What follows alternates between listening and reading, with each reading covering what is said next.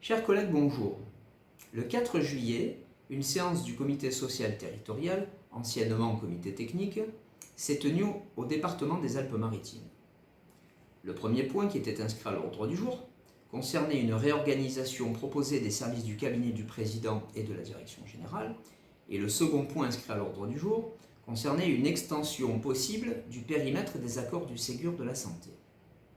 Pour ce qui est du premier point, réorganisation des services du cabinet, il nous a été annoncé, et c'était écrit aussi dans les documents préparatoires, que cette proposition de réorganisation faisait suite à des préconisations de la Chambre régionale des comptes.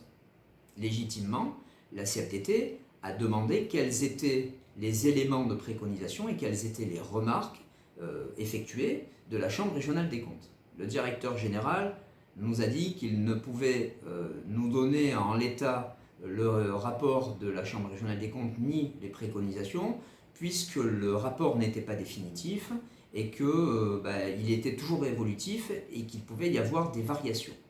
Bon, très bien.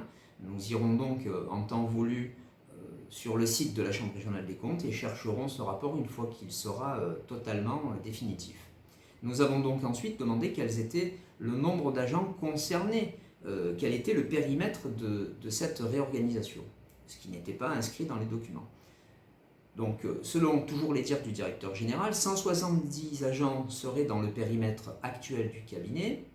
Les agents seraient dispatchés dans les directions, seraient donc rattachés à la direction générale des services départementaux et pour certains directement sous le périmètre du directeur général. Et moins de 40 agents changeraient de rattachement, mais pour autant, les missions de chacun resteraient identiques aux missions actuelles. Nous n'avons pas d'informations non plus sur les conséquences en termes de conditions de travail de ces agents. Donc pour la CFDT, nous avons donc préféré nous abstenir sur ce point. Le second point inscrit à l'ordre du jour concernait donc l'extension du périmètre des accords du Ségur suite aux nombreuses relances de la CFDT, aux nombreux courriers des infirmières, des agents d'accueil et des différents responsables qui ont été adressés au président. Donc ce point est inscrit à l'ordre du jour, et aussi parce que les textes depuis novembre ont évolué et permettent donc un élargissement des bénéficiaires du CTI, du complément de traitement indiciaire. Donc suite à l'ensemble de ces relances et au fait qu'aussi la CFDT, le 6 mars, avait inscrit à l'ordre du jour les oubliés du Ségur, pour lequel le département n'était pas encore prêt à faire des efforts, nous avons donc vu ici des propositions d'évolution. Deux types globalement de populations sont concernés. La première est une population médicale. 5 assistants socio-éducatifs, 3 ergothérapeutes, 22 infirmières de MDA ou de CPM ou de centre de santé. Ces agents pourront bénéficier avec effet rétroactif des 183 € avec effet rétroactif au 1er avril 2022, puisque maintenant c'est possible. Pour les 7 médecins du secteur médical, évidemment, pour les 7 médecins, il s'agit d'une prime de revalorisation sans effet rétroactif, car il faut une délibération particulière et donc on ne peut pas faire d'effet rétroactif. Mais les 7 médecins peuvent rentrer aussi dans le champ d'application.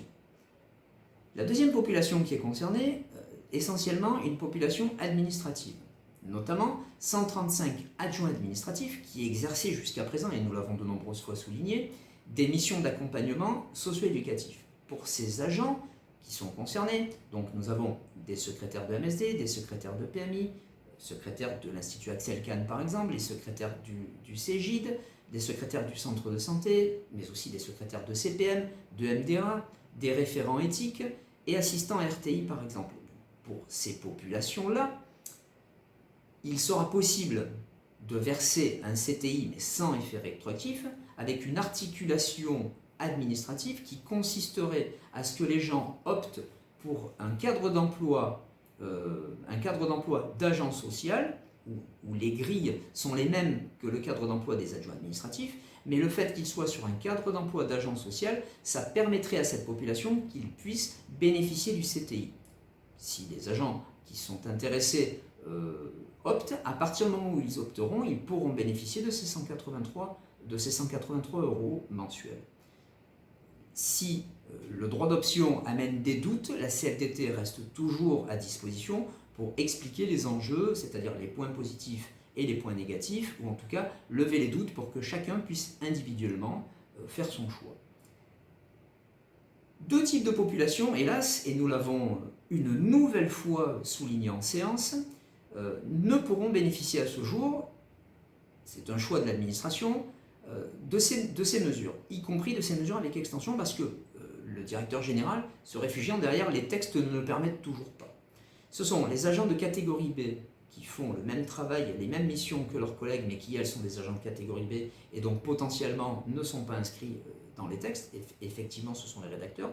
Et ce sont aussi les agents de catégorie A, notamment les attachés, qui sont cadres dirigeants de ces différentes structures, par exemple MSD, alors même que leurs adjoints ou subordonnés peuvent en bénéficier. Donc nous avons mis en avant une nouvelle fois que dans le dernier train des oubliés du Ségur, il y a ces deux catégories d'agents, et la CFDT a demandé à la direction générale, mais aussi aux élus qui étaient présents, si l'administration pouvait réfléchir à des solutions qui permettent de rattraper cet écart, car à travail égal, on peut quand même considérer dans le déroulement de carrière qu'on peut avoir les mêmes revalorisations que les collègues.